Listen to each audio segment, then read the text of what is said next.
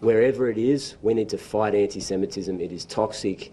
It is cancerous within a community. And as you can see from last night, it leads to devastating implications for the people of our country.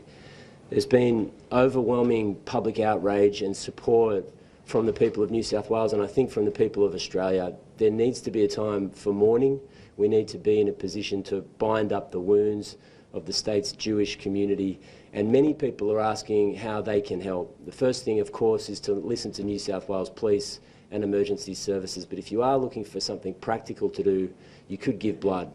We saw extraordinary scenes from New South Wales public hospitals last night. Emergency departments, at the drop of a hat, were in the process of saving scores of lives. They did an incredible job, but they need your help. They need blood, and if you're thinking about doing an act of public service in the coming 24 hours, I'd urge you to contact the Red Cross and do that piece of public-mindedness, that piece of public-spiritedness. I want to say thank you to our amazing police force who acted bravely and diligently in incredibly difficult circumstances. Thank you to the paramedics who, in some cases under fire, transported the injured to New South Wales hospitals, to the doctors and nurses in our public hospitals, and lastly, thank you to innocent bystanders and civilians who stood up, risked their own lives to save other people's lives. This is a terrible, wanton act of destructive violence, but there are still amazing people that we have in Australia, and they showed their true colours last night. I'm going to pass over to the Prime Minister and then New South Wales Police Commissioner. Well, thanks very much, Premier. What we saw yesterday was an act of pure evil, an act of anti-Semitism, an act of terrorism on our shores in an iconic Australian location, Bondi Beach, that is associated with joy, associated with families gathering, associated with celebrations. And it is forever tarnished by what has occurred last evening. This was an attack deliberately targeted at the Jewish community on the first day of Hanukkah, which of course should be a joyous celebration, and the Jewish community are hurting today. Today, all Australians wrap our arms around them and say, we stand with you. We will do whatever is necessary to stamp out anti-Semitism. It is a scourge and we will eradicate it together. The Australian Federal Police and ASIO are working closely with New South Wales authorities, and the briefing we've just had, we have had the AFP there, and the AFP Commissioner will return to Australia today. We will dedicate every single resource that is required in responding to this. To the brave responders, first responders, including ordinary citizens who acted yesterday, thank you for what you do. People rushing towards danger to show the best of the Australian character. That's who we are, people who stand up for our values. Flags will fly at half-mast across the country today as we pay our respects to all those lost and all those who have been injured.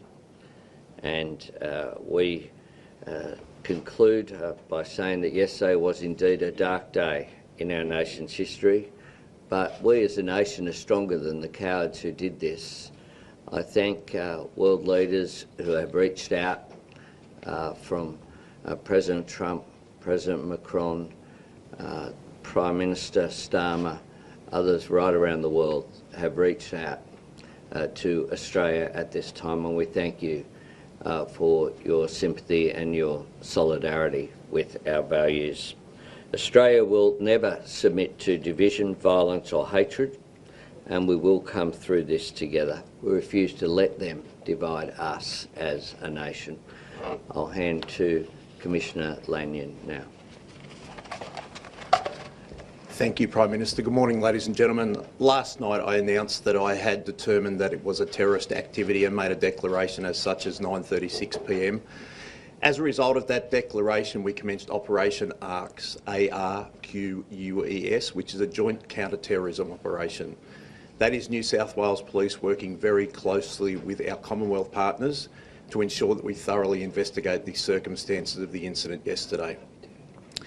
We have progressed at pace overnight with that investigation, and as a result of investigations undertaken, I can say that we are not looking for a further offender.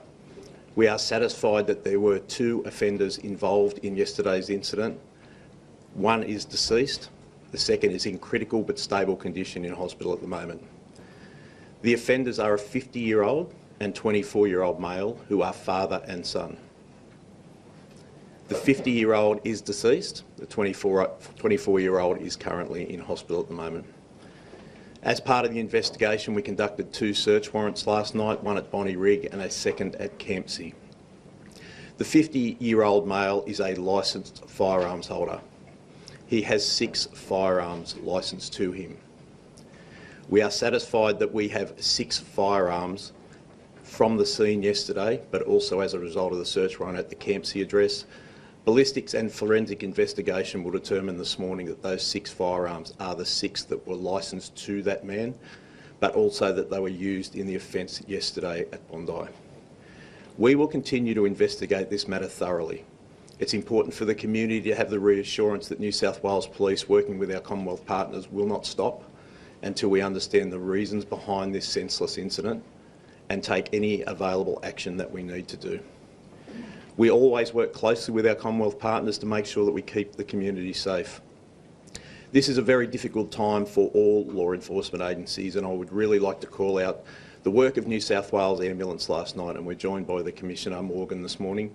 The ambulance officers were absolutely outstanding in their response. 16 deceased persons is obviously a great tragedy for this state. Our thoughts, prayers and love go out to all of the families of the deceased.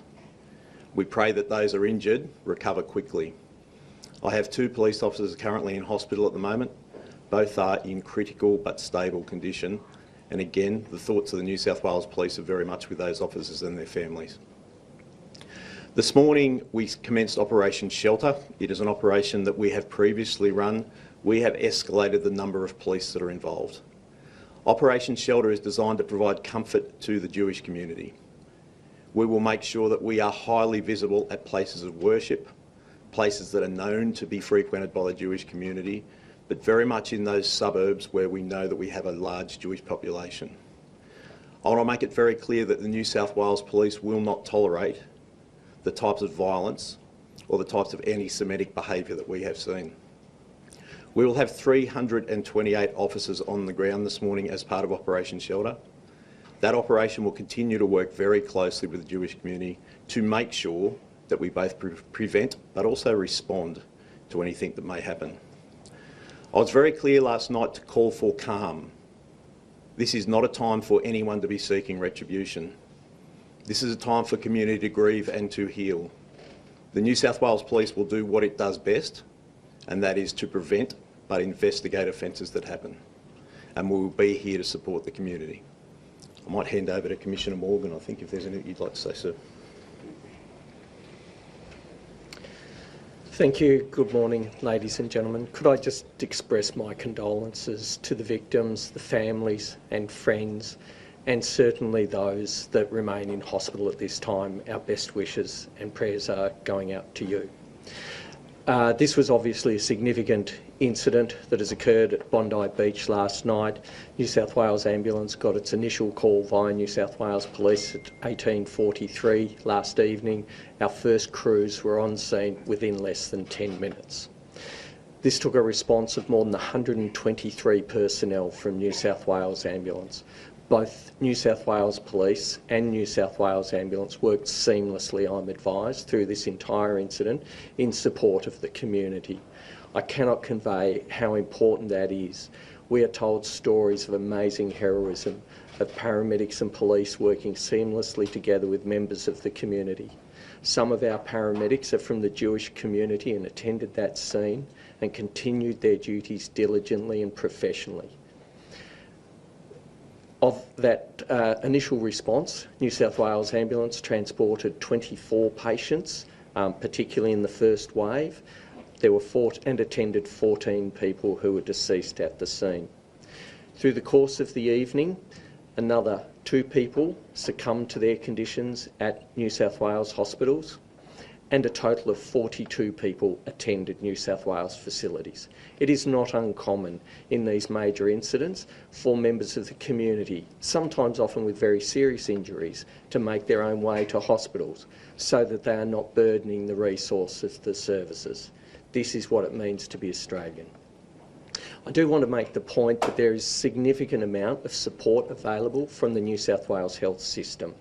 I could commend to the community that there are great resources available on the New South Wales Health website if you need mental health support, and some reference material if you also need that. Just in conclusion, I do want to make the point there were some amazing lessons learned from the Bondi Westfield Shopping Centre. Last night, I am told, the command structures were seamless, the joint agency approach, the ability for paramedics with the support of police to work in these hot zones, I'm absolutely convinced contributed to the saving of lives that otherwise would have been lost. Finally, just one message for the first responders at these scenes. You are an inspiration to us all. The way you put yourself in harm's way, your courage and resilience, we all thank you. Thanks, Senator. We're all happy to take questions. Commissioner Lanyon, can you elaborate? You said yesterday that one of the gunmen was known to police. Was that gunman known to police for extremist views, and were any terror symbols displayed at the attack yesterday? I prefer not to comment at the moment. We're still very early in the investigation. We'll be happy to provide further information that it goes along. I want to give our investigators the opportunity to investigate thoroughly without speculation. We did hear last night a lot of information was coming forward. I want to make sure that it's accurate. Commissioner, there are reports a black ISIS-style flag was draped over the gunman's car. Are police aware of this? Has a flag been recovered? That's all part of the investigation. As I just said before, I'd rather not comment on that right at the moment. Obviously, we will look at the motives behind this attack, and I think that's really important as part of the investigation. Our investigation will be thorough, and we will be happy to provide further information. Was there any watch list or intelligence agency? Sorry, can I just have one? Sorry. Was there any indication that the shooters were known to any service ahead of time? There was no indication to indicate that either of the men involved in yesterday's attack was planning the attack that happened yesterday. How was the father able to get a gun licence? Did they leave any manifesto or notes? Again, that is part of the investigation. I don't want to go into that this morning. We've got investigators that have been working around the clock. I'm incredibly proud of the work that has been undertaken so far. We want to get to the bottom of this. We want to understand the motives behind it, and we certainly want to understand the actions that have happened. I cannot give a running commentary on the investigation. I want to give the investigators time to work through this properly. Is there anything you can tell us about ideology? At this stage, no, I won't comment on that. We'll continue to work through that. That is part of the investigation to understand the motives behind it. For how long had the 50-year-old had a gun licence? And you said yesterday that the deceased was known to police here. Was the same individual the one that was known to ASIO? Do you understand anything about that? I think last night, there was wide speculation that the younger of the two men had been deceased. That's not the case. The older man was deceased. I'm told that he's had a gun licence for approximately 10 years. And the younger man, he was the one known to police and to ASIO. Do you have any more information on that? No, I don't. And I think I said last night it was very limited knowledge. Can you elaborate on why he was known to police? No, I can't. Not this morning. That's all part of the investigation. Can you confirm the identities of the gunmen and whether they were staying at an Airbnb in Campsie? I can certainly indicate that they were staying at an address at Campsie. Their residential address is in Bonnie Rig. They were staying at an address in Campsie. Prime Minister, Benjamin Netanyahu has laid some blame on your feet. What is your response to Netanyahu's comments yesterday that were pretty inflammatory?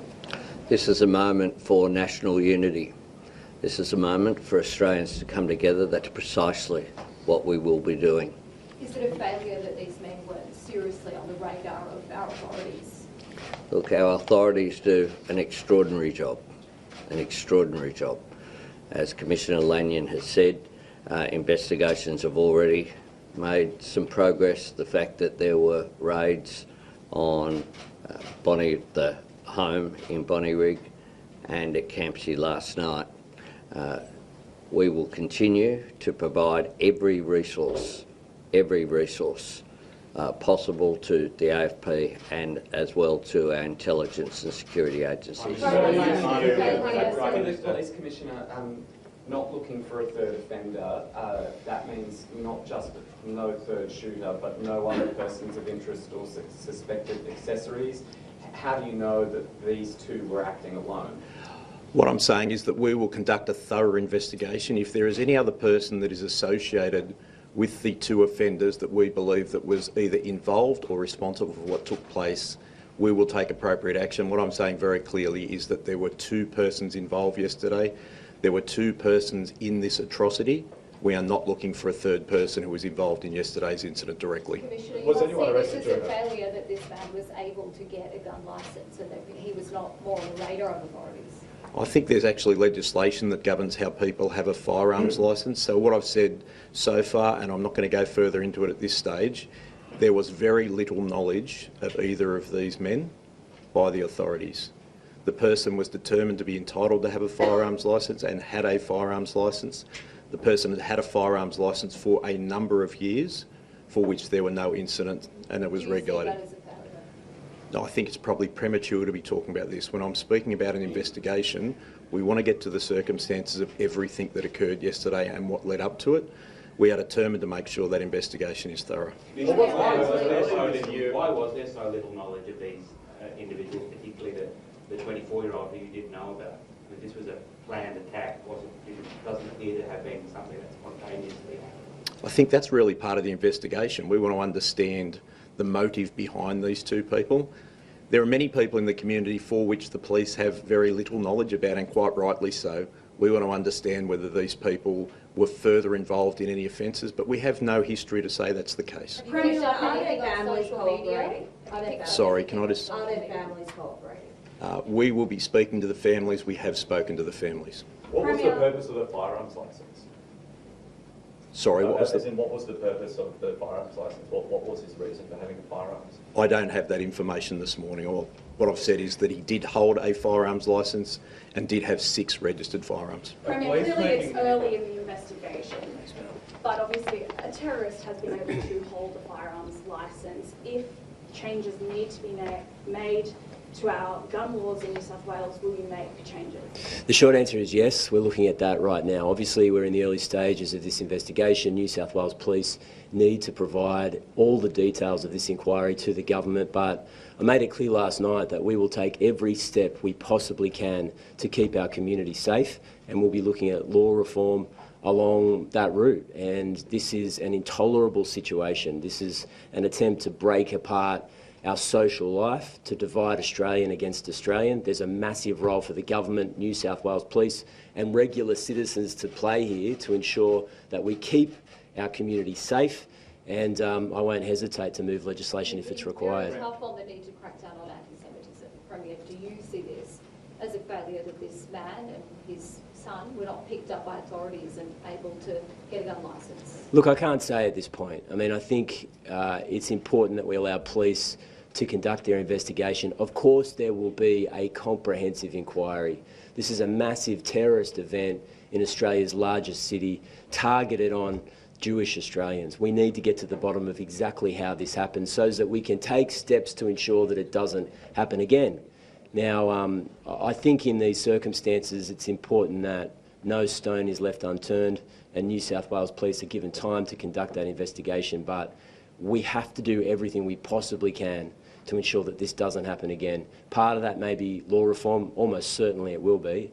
Part of it will be a comprehensive police response, but it also goes down to the level of confronting racism and anti-Semitism in our community. We saw a shocking act of public violence yesterday afternoon, but we've seen time after time over the last 2 years in particular, but even before that, of public acts of anti-Semitism in our community. It lights a fire, it's toxic, it gets into the marrow of a community, and the only sensible, fair and just response is a community standing up as one and saying we will not tolerate racism, we will not tolerate anti-Semitism in New South Wales. James. Eyewitness reports last night included that police, up to 4 police were standing around one of the active shooters, not giving fire back, just standing there. An eyewitness said that it was like they froze. James, no, sorry, hang on a sec. I'm just going to stop you there. I'm not going to speculate on that right now. What I will say is that there are 2 New South Wales police officers in critical condition in New South Wales hospitals who stepped into the breach and could have lost their lives last night. I'm not going to go into the circumstances of police officers that returned fire, but I can tell you their bravery, their courage in these circumstances saved countless lives. And I would just urge everybody, don't jump to conclusions at this point. It's important that we have a full and comprehensive investigation, but certainly don't run down the police at this early hour. Sorry, I'm going to end. Provide us with some more detail on what explosive devices were found at the scene and what had to be done to disarm them. Yes, certainly. There were 2 improvised explosive devices found at the scene. They were taken by our rescue and bomb disposal unit. They were found to be active devices, so they were taken back and rendered safe by our police, who do a professional job. And does that mean they could have been triggered by phones, or can you tell us anything about how they would have been triggered? I believe that they were more rudimentary in that. I think it would have been there would have been a wick or something similar that would have been used to actually do that. I think they were fairly basic in terms of their construction. Do you have any intelligence to suggest how they were going to be used? No, I don't. Not at this stage. That's why we're investigating so thoroughly. We want to get to the bottom of this. I've made it really clear that we want to understand every circumstance. I'm very glad that those devices were not activated. But really our thoughts and prayers at the moment are with everyone who has lost someone. Jewish Australians have been warning that something like this could have happened. They have been petrified for more than 12 months now. Has your government failed Jewish Australians when their worst nightmare was realised last night? My government will continue to stand with Jewish Australians and continue to stand to stamp out anti-Semitism in all of its forms. We have taken strong action. We'll continue to work with the community. This morning I've already had a discussion with the anti-Semitism envoy, the first one ever appointed in Australia, Gillian Siegel. Last night I spoke with Peter Wertheim and other leaders of the Jewish community. We'll continue to work with them because this is a time where all Australians need to wrap our arms around Jewish Australians. So we stand with them. We stand against anti-Semitism. We will do whatever is necessary to stamp it out. Anti-Semitism is a scourge. It's been around for a long period of time.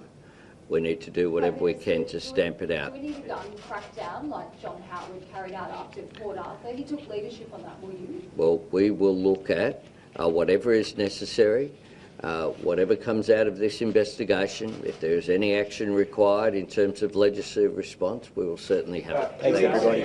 Thank you. Thank you.